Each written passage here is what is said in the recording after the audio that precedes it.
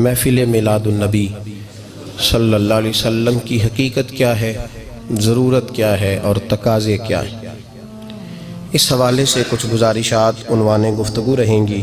دعا ہے اللہ تبارک و تعالی اپنی ناراضگی والے جملے سے محفوظ فرمائے، اپنی رضا والی بات کرنے کی توفیق عطا فرمائے۔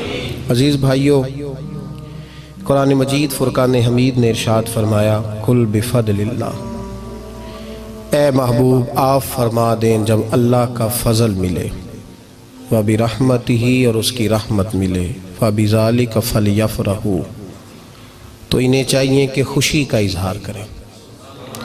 سورہ یونس کی آیت نمبر 58 ہے۔ جب اللہ کا فضل اور اس کی رحمت ملے تو خوشی کا اظہار کرو، خوشی کا۔ اسلام مسرتوں کا دین ہے، خوشیوں کا دین ہے۔ نبی پاک سید عالم صلی اللہ تعالی علیہ وسلم کی مسکراہٹ کے اندر وہ حسن تھا کہ کائنات ساری حضور کی مسکراہٹ کی وجہ سے ہی مسکرا رہی ہے۔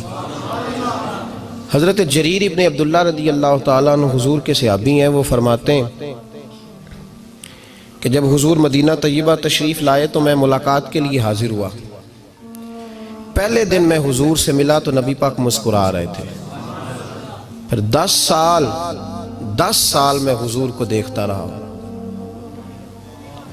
اور حضور کے وصال سے چند دن پہلے میری جو آخری ملاقات ہوئی تو اس میں بھی میں نے اپنے نبی کو مسکراتے ہی دیکھا ہے۔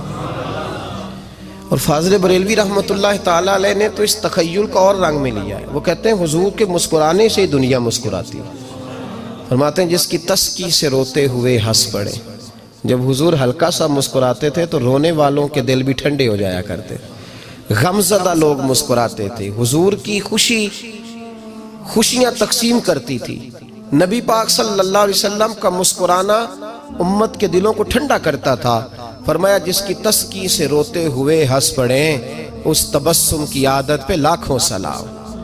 اور فرمایا یہ نہیں تھا کہ حضور بڑے تکلف سے مسکراتے تھے، حضور کی تو عادت تھی اس تبسم کی عادت پہ لاکھوں سلام، مسکراتے رہنا، خوشی کا اظہار۔ اسلام بہت ساری چیزوں کا انسان کو پابند کرتا ہے، حدود و قیود میں رہنے کا حکم دیتا ہے۔ صحابہ کرام علیہم رضوان کے ہاں شادی کے موقع پر بارات لے کر کے جانے کا کوئی رواج نہیں تھا۔ حضرت عبد الرحمن ابن عوف رضی اللہ تعالیٰ عنہ جیسے مالدار لوگ بھی شادی کرتے ہیں تو نبی پاک کے بغیر بھی بارات چلی جاتی ہے۔ کوئی کانسیپٹ نہیں اس طرح کا کہ ڈھیروں بارات لے کے جائی جائے۔ حضرت عبد الرحمن ابن عوف کہتے ہیں میں حضور کی بارگاہ میں آیا تو سفید کپڑے پر پیلا زرد نشان تھا۔ حضور نے فرمایا کیا ہوا، یہ داغ کاہے کا؟ عرض کی حضور کل میں نے نکاح کیا تھا۔ تو محبوب نے جو ارشاد فرمایا اس میں فرمایا بڑی اچھی بات ہے، ولیمہ ضرور کرنا، چاہے ایک بکری ہی ذبح کرنا۔ بارات نہیں لے کے جائی جاتی تھی، ولیمے کا حکم دیا۔ اور بخاری میں نبی پاک نے یہ بھی فرمایا جب تمہیں کوئی ولیمے کی دعوت دے تو جایا کرو۔ اچھا، اب شادی کے موقع پر جو بارات لے کے جائی جاتی ہے تو اگرچہ حضور کی سنت نہیں، لیکن اسے ہم حرام نہیں کہتے، اسے ہم ناجائز نہیں کہتے۔ ہم نہیں کہتے کہ یہ تو نے غلط کیا، اگرچہ لے جانا حضور سے ثابت اس مروجہ انداز میں ثابت نہیں، اس طرح ہمارے ہاں جاتے ہیں، لیکن ہم پھر بھی اسے ناجائز۔ کسی صحابی نے اپنے بچے کی شادی پر اپنے گھر میں لائٹنگ نہیں کرائی، لیکن آپ کو دنیا کا کوئی عالم یہ فتویٰ نہیں دے سکتا کہ لائٹنگ کرانا حرام ہے۔ آپ شادی کے موقع پہ ساری گلی سجا لو، آپ ساری چھتوں پہ لائٹنگ کرا لو، کوئی آدمی یہ آپ کو فتویٰ نہیں دے سکتا کہ شادی کے موقع پر لائٹنگ کرانا جائز نہیں۔ کبھی سنا ہے آپ نے کسی سے؟ بولیے یہ جائز ہے، جائز پیسے ہیں تو ٹھیک، بلکہ میں اس سے آگے بڑھتا ہوں، اس سے تھوڑا اور آگے جاتا ہوں۔ حضرت عائشہ صدیقہ رضی اللہ تعالیٰ عنہ فرماتی ہیں میرا جو کمرہ تھا نا جس میں میں حضور کے ساتھ رہتی تھی اور ایک لمبا زندگی کا عرصہ گزارا، اس میں 3 آدمی سو سکتے تھے، چوتھے کے لیے جگہ ہی نہیں تھی، اور کچا تھا۔ کھجور کے تنے کھڑے کر کے اس پر کھجور کے پتوں کی چھت ڈالی گئی تھی۔ میں جب ہاتھ اٹھاتی تھی تو میرا ہاتھ اپنی چھت کو چھو جاتا تھا۔ یہ ہے سنت نبی پاک کی، یہ حضور کا طریقہ ہے۔ بتائیے پکے گھر میں، لینٹر والے گھر میں رہنا جائز کہ ناجائز؟ کیوں جی؟ حضور تو کچے مکان میں رہتے تھے، آپ نے کیسے پکا بنا لیا؟ اللہ کی محبوب علی دین کو اس کی اصل بات میں سمجھیں. آپ ایسا نہ کریں جس میں انتشار اور امت تقسیم ہو. اس کا اصل مزاج دیکھیں. مہندی کے موقع پہ اگر کوئی آدمی 6 دیگیں دال چاول کی پکاتا ہے تو منع نہیں، جائز پیسوں سے پکائے. انہیں لائٹنگ لگوائی، کوئی منع نہیں. سارے محلے کو کھانا کھلایا، کوئی منع نہیں. بلکہ نبی پاک نے فرمایا بہترین مسلمان ہی وہ ہے جو سلام پہلے لے اور روٹی زیادہ کھلائے، تو بہترین مسلمان ہے. ناجائز کیا ہے؟ ناجائز ہے شادی کے موقع پر بینڈ باجا بجانا، اس میں رقص کرنا، اس میں بھنگڑے ڈالنا، عورتوں مردوں کا اختلاط ہونا، عورتوں کی مووی بنانا، یہ چیزیں ناجائز ہیں. تو جو ناجائز ہے اس پہ پابندی لگائی جائے گی. جو جائز ہے اس کے بارے میں یہ کہا جائے گا کہ بھائی احتیاط کی جائے، سنت کی طرف دیکھا جائے تو بہتر یہی ہے. لیکن اگر کوئی کسی آدمی کے پاس جائز پیسے ہوں، وہ 100 کنال کے گھر میں رہے، اگرچہ سنت یہ نہیں، پر یہ تو کوئی فتویٰ نہیں نہ دے سکتا کہ حرام ہے تیرا 100 کنال کے گھر میں رہنا. کہ ہے فتویٰ کہیں آپ نے سنا؟ تو ہمارے ہاں تکلیف کا معاملہ یہ ہے. دیکھیں میرے بھائی، کسی بھی صحابی نے، بڑے درد کے ساتھ بات کر رہا ہوں اور یہ میرا درد ہے، میں درد سے اپنے دل کو، اپنے ایمان کو حاضر ناظر کہہ کے بات کر رہا ہوں. امت بٹ جاتی ہے ہر موقع پہ یار، ہر جگہ ہی تقسیم ہو رہی ہے امت مسلمہ. ہر روز کچھ نہ کچھ فتوے ایسے مل جاتے ہیں جس میں دراڑیں پڑتی ہیں. کسی صحابی نے کسی مسجد کے اندر اشتہار چھپوا کے اعلان کرا کے درس قرآن کرایا ہے کبھی؟ سیرت النبی کا جلسہ، ختم بخاری، مدرسے کا دستار فضیلت کا جلسہ، آپ نے اشتہار پڑھے ہیں نا یہ سارے مکاتب فکر کے؟ ہوتے ہیں کہ نہیں ہوتے؟ کسی صحابی نے اس طرح، وہ تو روز درس قرآن دیتے تھے، لیکن اس طرح اشتہار چھپوا کے، پوسٹر لگا کے، اور مصر سے کسی صحابی کو اسپیشل بلوا کے یا یمن سے بلوا کے مسجد کے اندر کبھی درس قرآن کے اجتماعات کرائے، سیرت النبی کے جلسے، ختم بخاری کے؟ او بھائی یہ ساری چیزیں حضور کے صحابہ کی سنت سے مروجہ انداز میں ثابت نہیں. مجھے بتا میرے بھائی، میں درد کے ساتھ تجھ سے سوال کرتا ہوں کہ سیرت النبی کے جلسے میں تو پشاور سے مولانا بلائے، پنڈی سے بلائے، تو گجرات اور کراچی سے لوگوں کو بلا کر کے اگر سیرت کا جلسہ کرائے، اور تو اس میں ایک آدمی کو کراچی سے بلوایا جا رہا ہے تو تو نے اس کو 20,000 کی ٹکٹ بھی دی، اور اشتہار پہ بھی جلسے پہ خرچ ہوا، پھر لنگر بھی پکا، کھانا بھی تو نے کھلایا، نہ تجھے کوئی بیوہ یاد آئی، نہ تجھے کوئی مسکین یاد آیا، نہ تجھے کوئی غریب یاد آیا.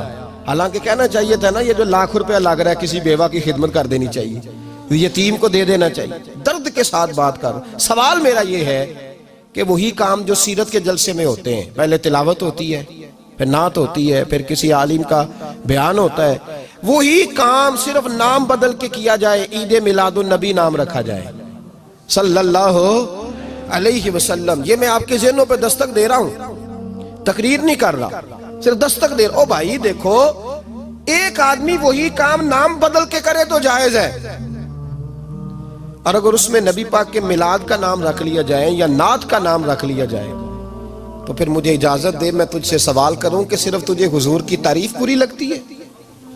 پھر مجھے اجازت دے کہ میں تجھ سے پوچھوں کہ صرف تجھے نعت اچھی نہیں لگتی؟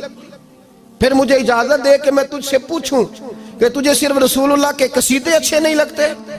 دے مجھے اجازت کہ میں تجھ سے سوال کروں کہ جہاں ذکر رسول کی بات آئے وہاں تو پریشان کیوں ہوتا ہے؟ تجھے پتہ ہی نہیں یہ تو وہ ذکر ہے کہ رب فرماتا ہے تم بیان کرو نہ کرو وَرَفَعْنَا لَكَ ذِكْرَكَ، محبوب میں نے خود تیرے چرچے ساری دنیا میں بلند فرما دیے. اور نبی پاک نے پوچھا حضرت جبریل سے کہ چل جبریل تو بتا میری امت کو پتہ چلے رب نے میرا ذکر کیسے بلند کیا ہے. تو جناب جبریل کہنے لگے محبوبہ رب فرماتا ہے میرے نبی سے کہہ دے جہاں جہاں تیرے رب کا ذکر ہوگا وہاں وہاں تیرا بھی ذکر ہوتا رہے گا. یہ تو محتاج ہی نہیں کسی کا. اتنی جلدی لوگ بپھرتے ہیں. اللہ فرماتا ہے قل بفضل اللہ وبرحمتہ فبذلک فلیفرحوا. محبوب ان سے کہہ دو جب اللہ کا فضل ملے، جب اللہ کی رحمت ملے تو خوشی مناؤ.